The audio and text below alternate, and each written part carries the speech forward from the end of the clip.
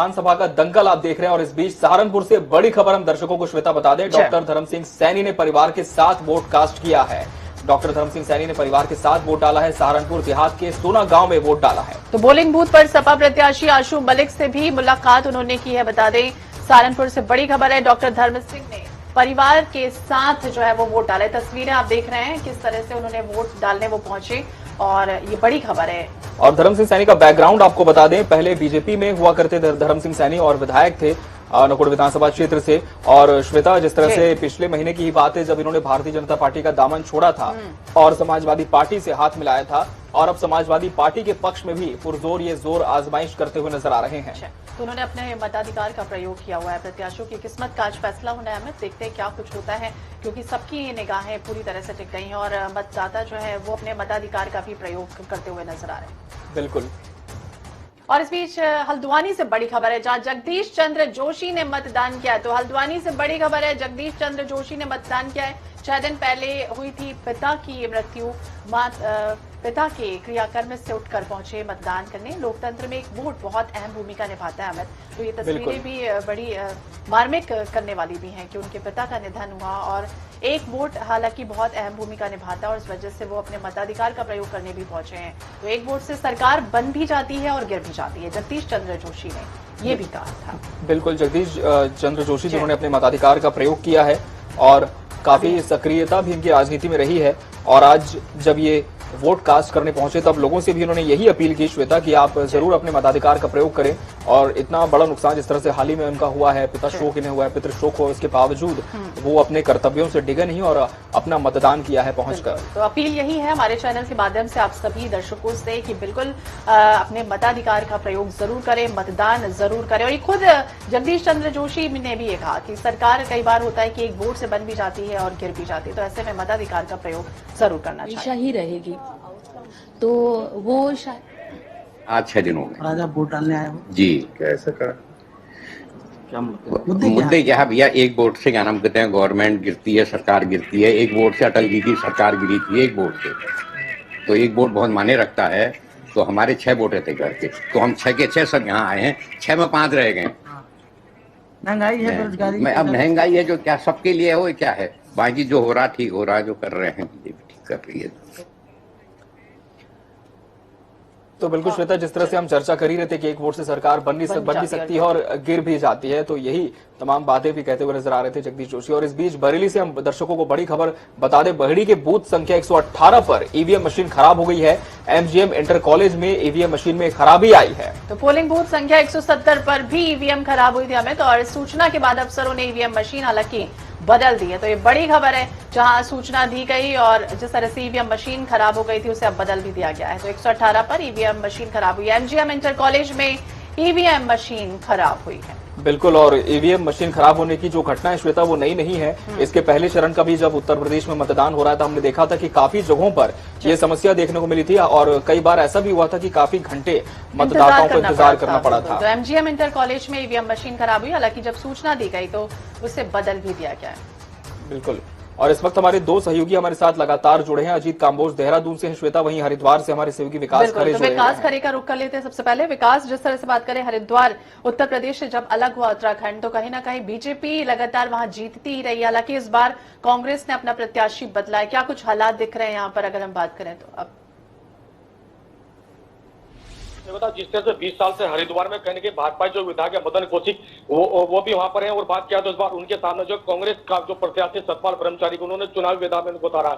हालांकि हरिद्वार ग्रामीण की बात करें तो हरिद्वार ग्रामीण में भी जिस तरह से पूर्व मुख्यमंत्री हरीश रावत ने जो अपनी दावेदारी पिछले विधानसभाओं में दी थी, तो इस बार उन्होंने चुनाव मैदान में अपनी बेटी अनुपमा रावत को उतारा। हालांकि अनुपमा रावत इस बार जो है भाजपा को कड़ी टक्कर दे रही, तो कहने गई जिस तरह से सियासत का ऊँट इस बार किशोर करवट बदलता है ये आज तय कर पाएगा। और बात किया तो सुबह से जो यहाँ पर मतदाता है वो लाइन में लगे हैं और लगातार जिस तरह से यहाँ पर जो है भीड़ बढ़ती जा रही है, जो भी मतदाता जो है घर से निकलने शुरू हो चुके हैं। हालांकि सुबह से यहाँ पर मतदाताओं की जो संख्या है वो बढ़ रही थी, लेकिन अब जो संख्या में और इजाफा हो रहा है। प्रशासन लगातार जो व्यवस्था चाक चौबंद दुरुस्त कर रहा है ताकि सुरक्षा लेकर कोई भी चूक ना हो। जी तो सुरक्षा की कोई चूक ना हो। और अमित, ये भी देखा जाए अगर यहाँ का गणित समझे हरिद्वार का, तो खास तौर से बीजेपी यहाँ कभी हारी नहीं है और ऐसे में इस बार दाव खेल रही है कांग्रेस। तो क्या बिल्कुल विकास, आपसे एक सवाल मेरा इससे जुड़ा हुआ भी है, मैं पहले वो आपसे भी कर लेता हूं कि जिस तरह से हम हरिद्वार में देख रहे हैं, मदन कौशिक जो कि त्रिवेंद्र सिंह रावत सरकार में कैबिनेट मंत्री रहे, भाजपा के प्रदेश अध्यक्ष हैं, 9वें अध्यक्ष हैं हम कह सकते हैं उत्तराखंड में, और कहीं ना कहीं एक बहुत बड़ा कद है उनका,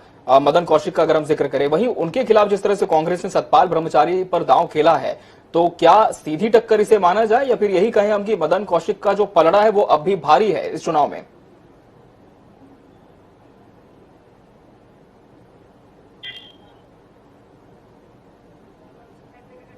जी विकास, आप सुन पा रहे हैं हमें? बिल्कुल, देखिए आपको बता, जिस तरह से इस बार कांग्रेस ने दाव खेला सतपाल ब्रह्मचारी को हरिद्वार में चुनाव मैदान में उतारे, तो कहने के फिलहाल अभी जनता का जो रुख है, वो जो मूड है, जो बदलता दिखाई दे रहा है कि जनता जो है जिस तरह से नशे को लेकर वो जो है खिलाफ लगातार आवाज उठाते कांग्रेस के जो प्रत्याशी सतपाल ब्रह्मचारी हुआ है, तो कहने के नशे से जो है जनता वहां की जो तरस हो चुकी है, तो इसको लेकर इस बार जो जनता का मूड बदलता हुआ दिख रहा है। हालांकि आज जिस तरह से जो है मतदान यहाँ पर पड़ रहा है, तो इस बार मतदाता किसको अपना विधायक चुनते हैं हरिद्वार में, इस बार जो है सतपाल ब्रह्मचारी भी हरिद्वार में जो बड़ी टक्कर दे रहे। हालांकि इस बार जो है जो मतदाता है उनका पूरी तरह से मूड बदला हुआ है, लेकिन इस बार कहीं न कहीं जो सतपाल ब्रह्मचारी वो लगातार जो है फिलहाल भी जो है क्षेत्र में और जो मतदाताओं से अपील कर रहे हैं कांग्रेस को वोट दें, तो ऐसे में जो है इस बार का जो पलटा तो कहीं न कहीं कांग्रेस की ओर बढ़ता हुआ दिखाई दे रहा है। अच्छा, तो कांग्रेस की तरफ बढ़ता है, बीजेपी की तरफ बढ़ता है, फिलहाल देखना होगा। हमारे साथ हमारे संवाददाता भी लगातार बने हुए, आप सब बने रहिए। हम अपने दर्शकों को एक बार ब्रेकिंग न्यूज बता देते हैं। यूपी के 9 जिलों की 55 सीटों पर मतदान जारी है। तो बता दें, उत्तर प्रदेश के 9 जिलों की 55 सीटों पर मतदान चल रहा है। बिजनौर में 9 बजे तक 9% मतदान हुआ, वहीं सहारनपुर में 9 बजे तक 10% मतदान हुआ। शाहजहांपुर की बात करें तो 9 बजे तक 7.84% मतदान हुआ है। अमरोहा में 9 बजे तक का जो आंकड़ा मतदान का सामने आया है प्रतिशत में, वो 7.65% है। तो बड़ी खबर आपको बता दें, उत्तर प्रदेश की विधानसभा सीटों में जिस तरह से आज दूसरे चरण का मतदान है, उसका वोटिंग परसेंटेज भी सुबह 9 बजे तक का सामने आ चुका है। हल्द्वानी से बड़ी खबर, जहां आपको बता दें भगवान का आशीर्वाद लेकर हरीश रावत ने दिन की शुरुआत की है। तो ये बड़ी खबर, लालकुआ विधानसभा के बूथों का जायजा भी ले रहे हैं हरीश रावत, जो कि यहां से कांग्रेस के प्रत्याशी भी हैं और उत्तराखंड सरकार में पूर्व मुख्यमंत्री रह चुके हैं। उन्होंने शिवालय में पूजा अर्चना की और भगवान का आशीर्वाद लेकर अपने दिन की शुरुआत की है श्वेता, और कहीं न कहीं एक सकारात्मकता देखने को मिल रही है हरीश रावत की। हमारे सहयोगी हमारे साथ जुड़े हुए हैं हमारे हरिद्वार देहरादून से। अजीत, जिस तरह से बात करें लालकुआ से कांग्रेस प्रत्याशी हरीश रावत, उन्होंने सबसे पहले, और कहा भी जाता है कि भगवान की आराधना पूजा करने का विधान है, और जब इतना बड़ा महत्वपूर्ण दिन है तो आशीर्वाद लेना बनता है। जी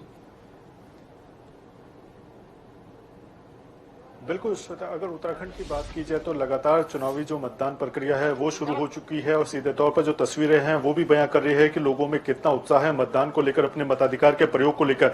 और जो तमाम तस्वीरें उत्तराखंड के अलग अलग विधानसभा क्षेत्रों से आ रही है, तो जो संभावित प्रत्याशी हैं वो चुनावी मैदान में है और अपना वोट कास्ट कर चुके हैं। इसके अलावा जो जिम्मेदार अधिकारी हैं वो भी सुबह ही सबसे पहले उन्होंने अपना वोट कास्ट किया है, चाहे फिर उसमें उत्तराखंड के मुख्य निर्वाचन अधिकारी सौजन्या की बात हो, उन्होंने अपना वोट कास्ट किया है। राजधानी देहरादून के जो जिला निर्वाचन अधिकारी हैं डॉक्टर आर राजेश कुमार, उन्होंने अपने परिवार के साथ वोट कास्ट किया है। इसके अलावा गणेश जोशी वोट कास्ट कर चुके हैं। सतपाल महाराज जो चौबट्टा खाल विधानसभा सीट से भाजपा के प्रत्याशी हैं वो अपना वोट कास्ट कर चुके हैं। तो तमाम तरह की तैयारी जो साफ तौर पर तस्वीरों के माध्यम से आ रही है कि जो प्रत्याशी हैं वो सबसे पहले अपना वोट कास्ट करने के बाद अब जनता के बीच में है, बूथों का जायजा ले रहे हैं, जनता के बीच जाकर अपने पक्ष में मतदान करने की अपील कर रहे हैं। वहीं जो जिम्मेदार अधिकारी है जिनके ऊपर पूरी चुनावी प्रक्रिया को संपन्न कराने की महत्वपूर्ण जिम्मेदारी है, वो भी सबसे पहले अपने वोट कास्ट कर चुके हैं, और उसके बाद अब वो सड़कों पर हैं, सीधे तौर पर जायजा ले रहे हैं कि कहीं पर किसी तरह की दिक्कत ना हो, सुरक्षा व्यवस्था कैसी है, या फिर जो भी जिम्मेदार अधिकारी जो बूथों पर तैनात किए गए हैं उनके साथ कोई दिक्कत ना हो, कहीं पर ईवीएम को लेकर कोई दिक्कतें ना आए। तो तमाम तरह की प्रक्रियाओं में शामिल अधिकारी अपने वोट कास्ट कर रहे हैं। इसके अलावा एक जो बड़ी खबर राजधानी देहरादून की राजपुर रोड विधानसभा से मिली है कि वहां पर एक शिकायत दर्ज की गई है मुख्य निर्वाचन अधिकारी के पास कि वहां पर ईवीएम में जब बैलेट जो बटन दबाया जा रहा है, बटन किसी और का दब रहा है और उसमें प्रदर्शित कुछ और रहा है। तो इस तरह की एक शिकायत उत्तराखंड कांग्रेस के उपाध्यक्ष सुरेंद्र कुमार की तरफ से मुख्य निर्वाचन अधिकारी के पास दर्ज कराई गई। तो एक बड़ा सवाल है कि इस तरह की अगर कहीं पर शिकायत दर्ज होती है तो उसका कितना तेजी से निर्वाचन आयोग संज्ञान लेता है और कितनी तेजी से उस पर कार्रवाई होती है। बिल्कुल, ये देखना होगा। और सीधे आपको ले चलते हैं पूर्व मुख्यमंत्री हरीश रावत, जो कि पूजा पूजा अर्चना कर रहे हैं, भगवान का आशीर्वाद ले रहे हैं श्वेता, और कहीं ना कहीं जीत की कामना भी कर रहे हैं। बिल्कुल, तो शुरुआत हो चुकी है और आज जिस तरह से बात करें सियासत से जुड़ी हर तस्वीर हम अपने चैनल के माध्यम से हम अपने दर्शकों को बता भी रहे हैं कि किस तरह से भगवान की पूजा आराधना और आशीर्वाद लेते हुए पूर्व मुख्यमंत्री हरीश रावत जो है वो तस्वीरों में दिखाई दे रहे हैं। सबसे पहले आप सबको जय हिंद।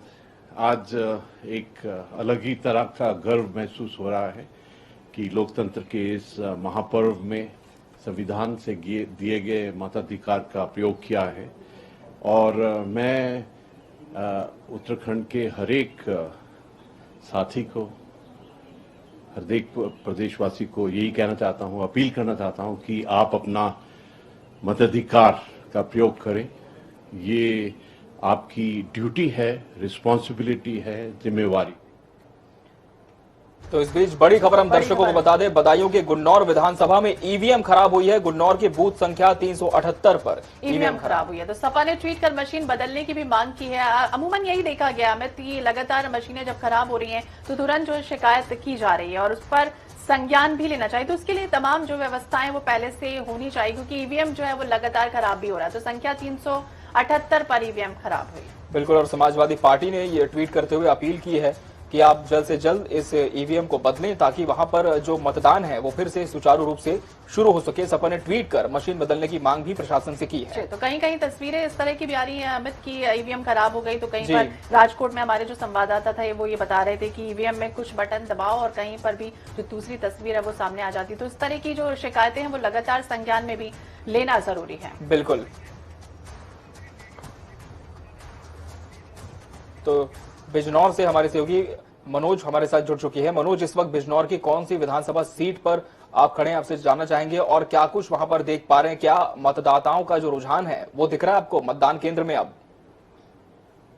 जी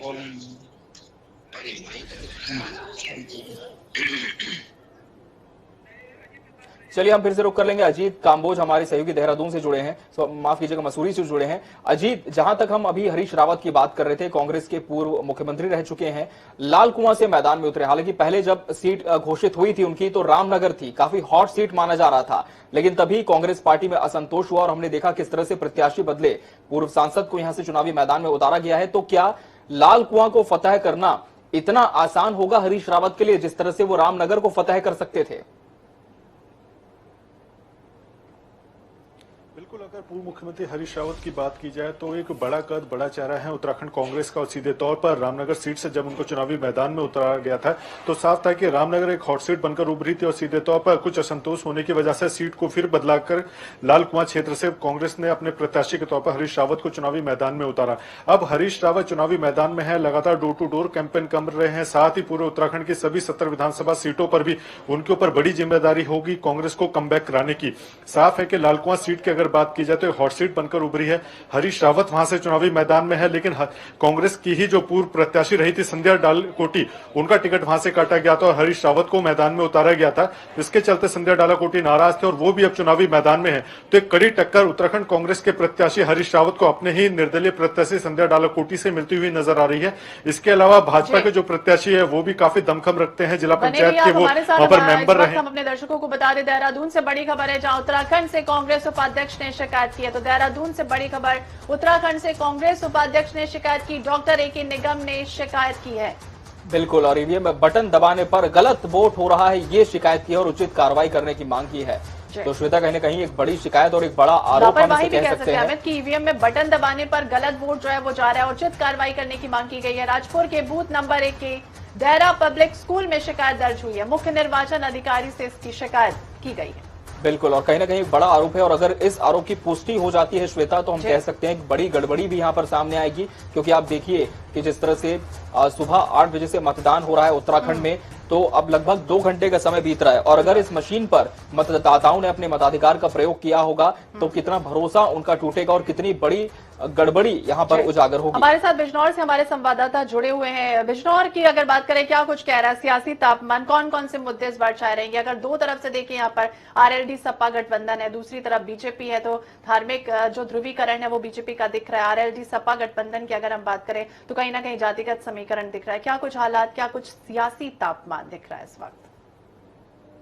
मनोज, आप सुन पा रही हैं हमें?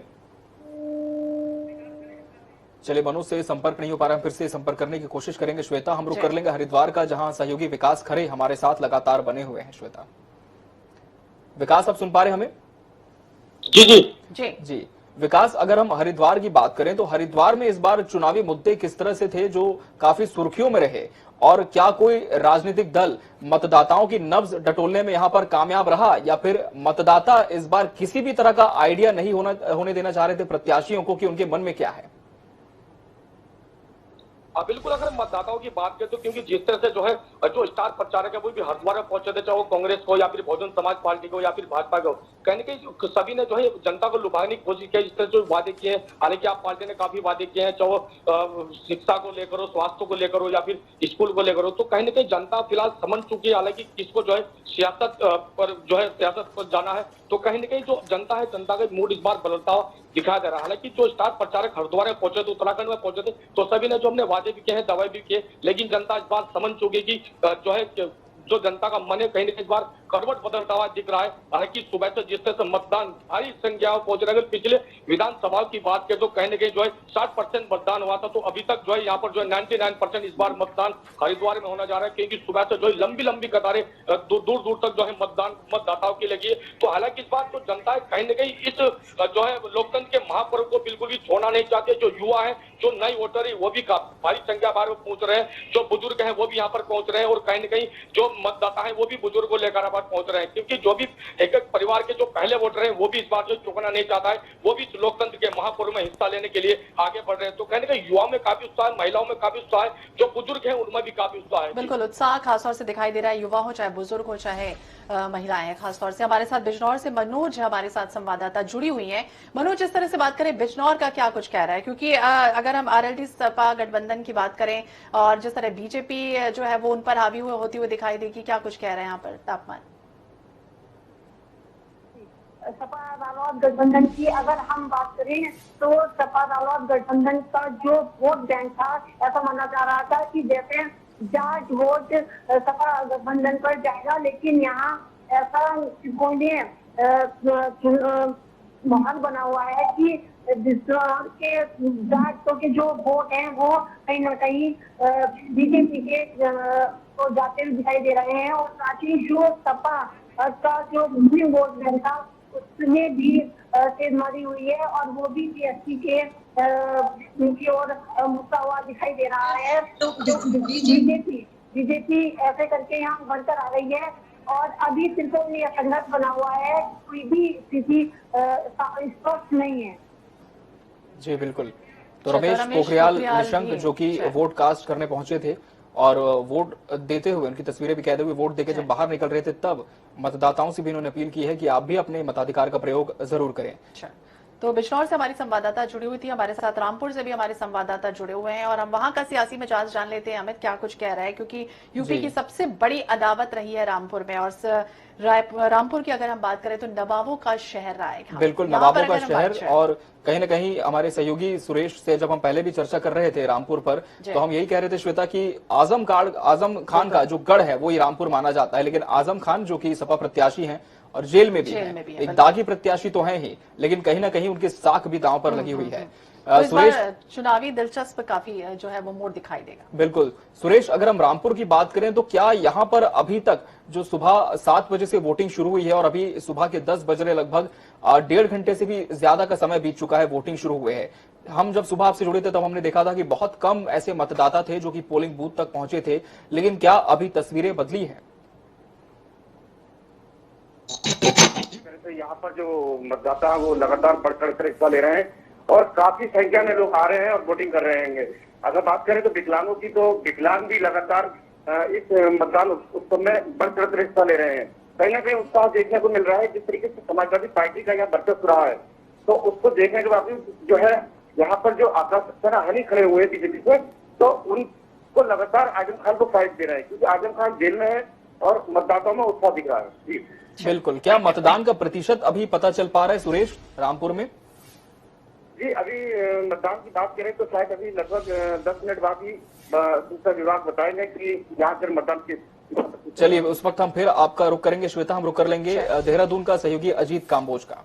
अजीत, क्या कुछ अभी तस्वीरें जो है वो बयां कर रही है? 9:50 का जो वक्त है वो अब गुजर रहा है धीरे धीरे, क्या कुछ तस्वीरें अब हो रही हैं? क्या कुछ सियासी या कितने लोग अभी तक पहुंच चुके हैं? कौन बड़े जो प्रत्याशी हैं या दिग्गज हैं? हालांकि उन्होंने सबसे पहले अपनी ताकत झोंकी भी थी पहले से, क्या कुछ तस्वीरें हैं इस वक्त की?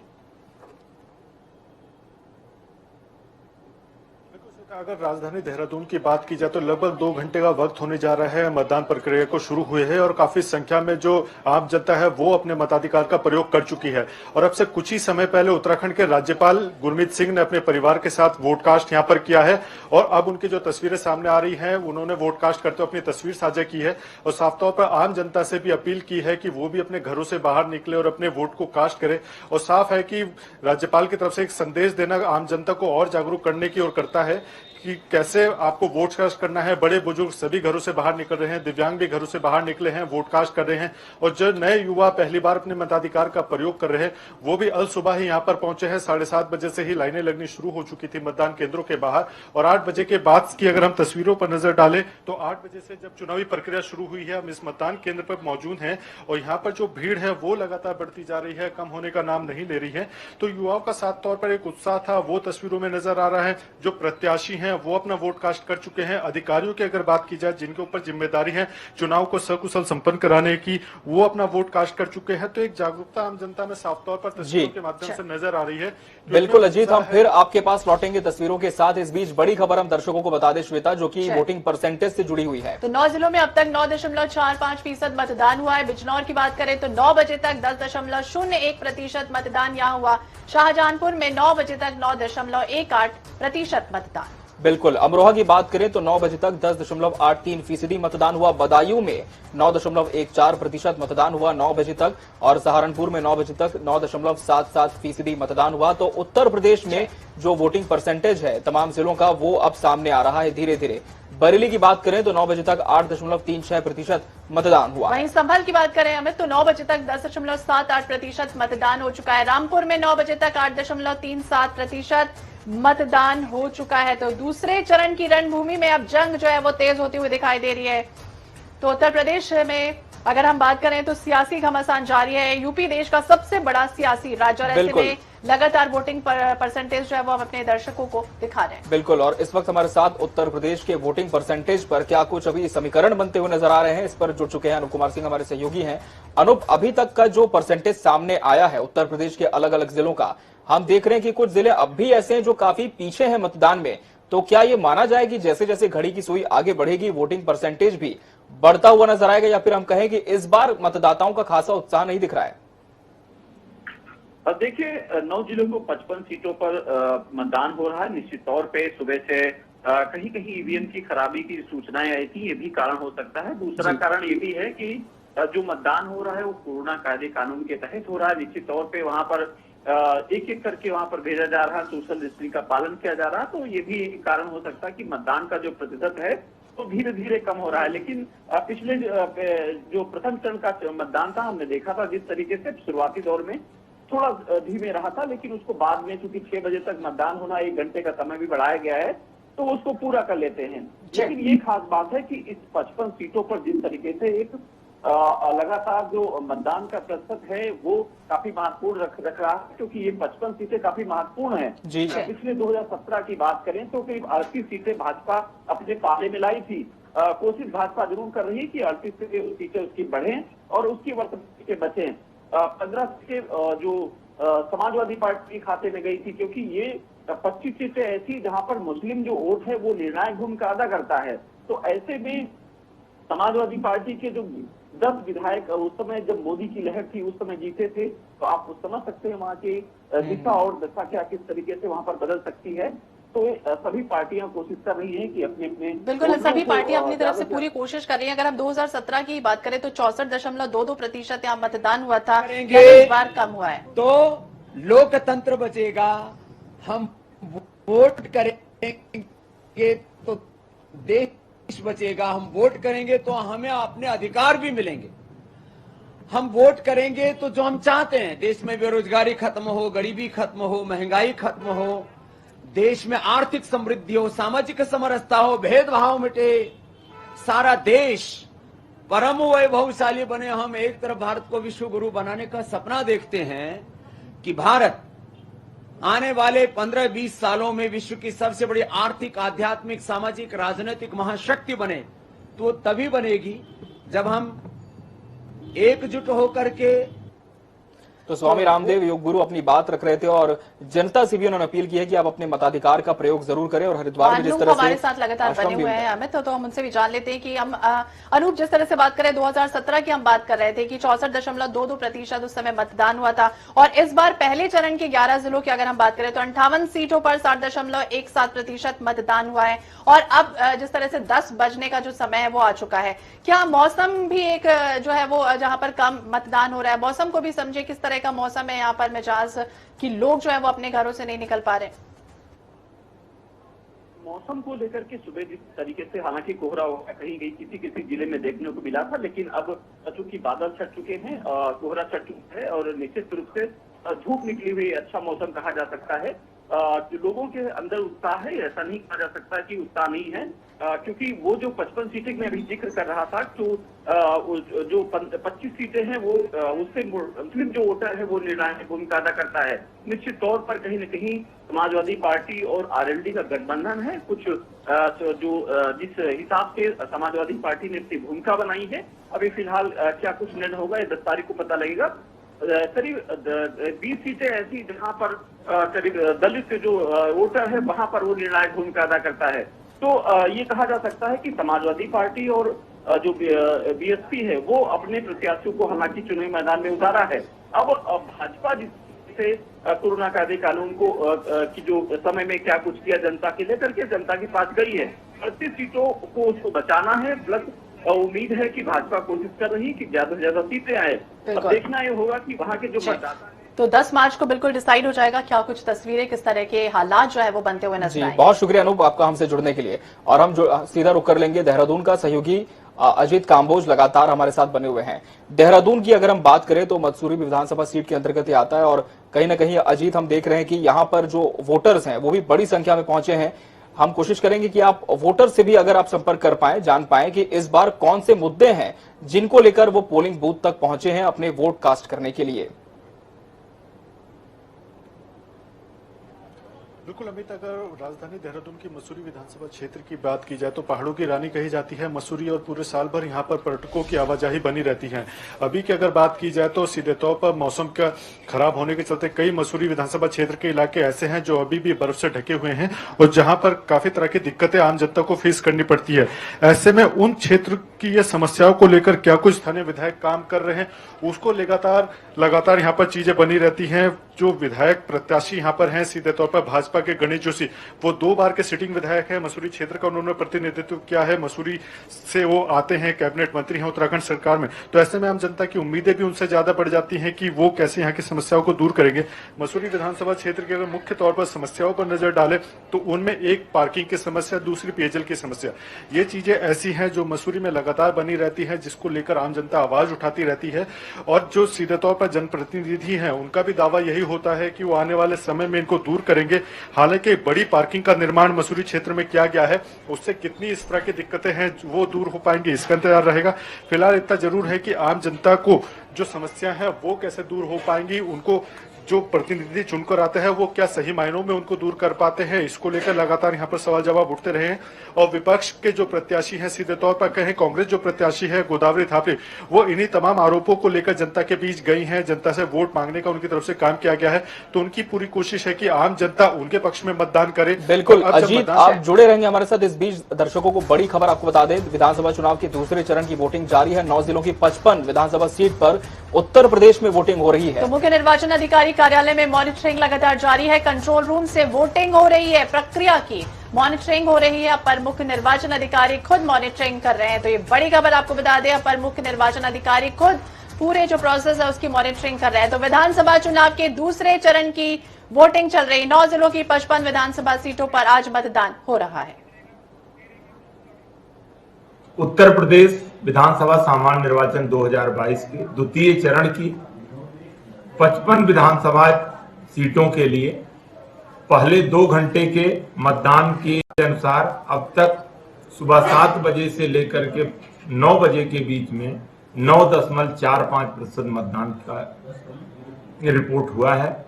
इसमें सहारनपुर में 9.77%, बिजनौर में 10.01%, मुरादाबाद में 10.03%, संभल में 10.78%, रामपुर में 8.37%, अमरोहा में 10.83%, बदायूं में 9.14%, बरेली में 8.36% और शाहजहांपुर में 9.18% मतदान की सूचना प्राप्त हुई है। इस तरह कुल 9.45% मतदान की रिपोर्टिंग हुई है और सभी जगह पर मतदान शांतिपूर्ण ढंग से संपन्न हो रहा है। कहीं से किसी अप्रिय घटना की कोई सूचना नहीं प्राप्त हुई है और कुछ जगहों पर जो इक्का दुक्का ईवीएम संबंधी सूचनाएं मिली थी उनको तत्काल रिप्लेस कर दिया गया है और सभी जगह मतदान अच्छे से शांतिपूर्ण ढंग से। तो किस तरह से कहां पर मतदान हुआ है, ये जो प्रक्रिया है वो चल रही है और कहां प्रतिशत क्या मतदान हुआ वो हम अपने चैनल के माध्यम से अपने दर्शकों तक पहुंचा भी रहे हैं। तो अपर मुख्य निर्वाचन अधिकारी इस पूरे जो चुनाव की मॉनिटरिंग खुद भी कर रहे हैं। बिल्कुल, और यहाँ रुकेंगे एक छोटे से ब्रेक के लिए। ब्रेक के बाद भी विधानसभा का दंगल लगातार जारी है।